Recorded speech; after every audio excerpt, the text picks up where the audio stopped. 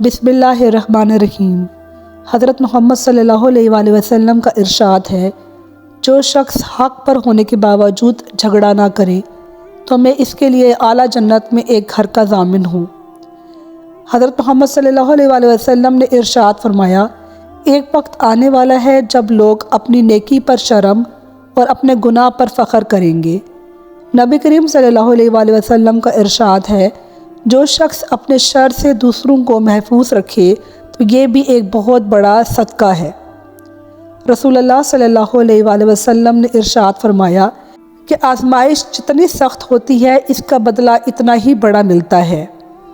نبی کریم صلی اللہ علیہ وآلہ وسلم کا ارشاد ہے کہ جو شخص بالغ ہونے سے پہلے ہی قرآن پاک پڑھ لیتا ہے تو گویا اس کو بچپن میں ہی حکمت حاصل ہو جاتی ہے۔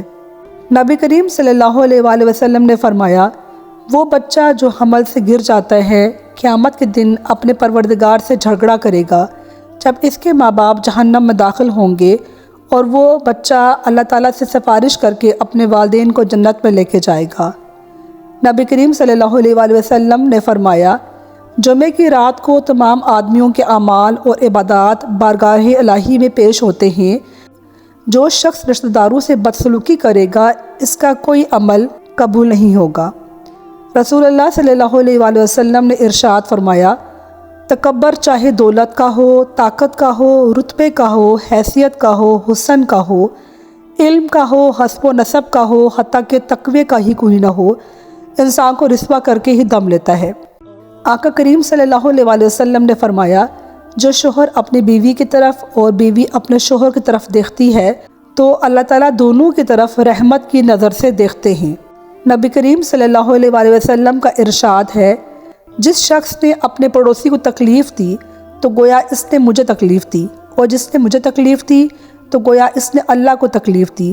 جو شخص اپنے پڑوسی سے لڑا وہ گویا مجھ سے لڑا، اور جو مجھ سے لڑا تو وہ گویا اللہ تعالیٰ سے لڑا۔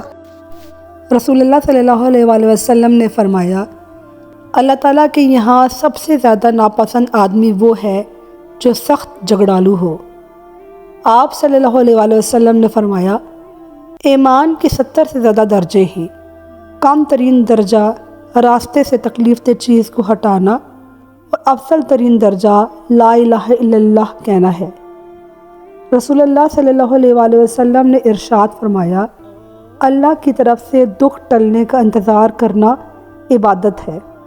ہمارے نبی حضرت محمد صلی اللہ علیہ وآلہ وسلم نے ارشاد فرمایا، میں نے قبر سے زیادہ گھبراہٹ والا منظر نہیں دیکھا ہے۔ فرمان مصطفیٰ صلی اللہ علیہ وآلہ وسلم ہے، قبر آخرت کی منازل میں سے پہلی منزل ہے۔ ناظرین، میرے چینل کو سبسکرائب کیجئے اور اس ویڈیو کو لائک کیجئے، کمنٹ کیجئے اور شیئر کیجئے۔ شکریہ۔ اللہ حافظ۔